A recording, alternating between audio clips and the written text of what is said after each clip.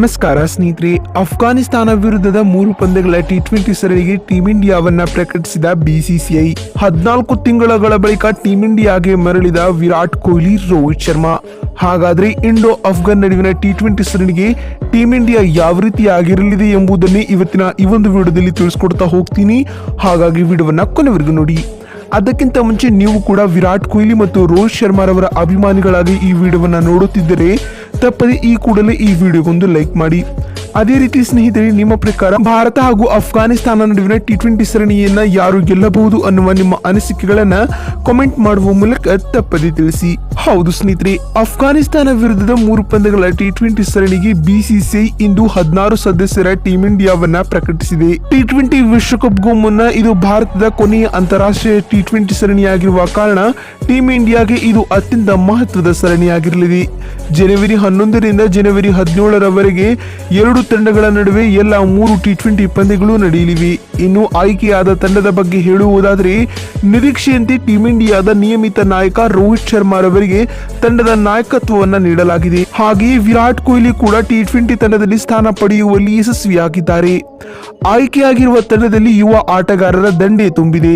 ಆದರೆ ಕೋಟ್ಯಾಂತರ ಅಭಿಮಾನಿಗಳ ನಿರೀಕ್ಷೆಗೆ ಬಿಸಿಸಿಐ ನೀರೆರೆದಿದೆ. ಅದರಂತೆ ಟೀಂ ಇಂಡಿಯಾದ ಇಬ್ಬರು ಅನುಭವಿ ಆಟಗಾರರಾದ ರೋಹಿತ್ ಶರ್ಮಾ ಹಾಗೂ ವಿರಾಟ್ ಕೊಹ್ಲಿ ರವರು ಸುಮಾರು 14 ತಿಂಗಳ ನಂತರ ಟೀಂ ಇಂಡಿಯಾದ ಟಿ20 ತಂಡಕ್ಕೆ ಆಯ್ಕೆಯಾಗಿದ್ದಾರೆ.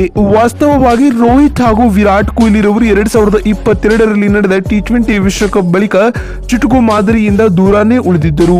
ಅಲ್ಲದೆ ಈ ಇಬ್ಬರು ಈ ಮಾದರಿಯಲ್ಲಿ ಇನ್ನು ಮುಂದೆ ಆಡುವುದು ಅನುಮಾನ ಅಂತಾನೂ ಭಾವಿಸಲಾಗಿತ್ತು. ಆದರೆ ಮುಂಬರುವ ಟಿ20 ವಿಶ್ವಕಪ್ ದೃಷ್ಟಿಯಿಂದ ಬಿಸಿಸಿಐ ಈ ಇಬ್ಬರಿಗೆ ತಂಡದಲ್ಲಿ ಮಣೆ ಹಾಕಲಾಗಿದೆ. ಇನ್ನು ಮುಂಚೆ ವರದಿಯಾದಂತೆ ಟಿ20 ಸರಣಿಯಿಂದ ಹಾರ್ದಿಕ್ ಪಾಂಡ್ಯ, ಸೂರ್ಯಕುಮಾರ್ ಯಾದವ್ ಹಾಗೂ ರುತುರಾಜ್ ಗಾಯಕ್ವಾಡ್ ಅವರು ಹೊರಬಿದ್ದಿದ್ದಾರೆ.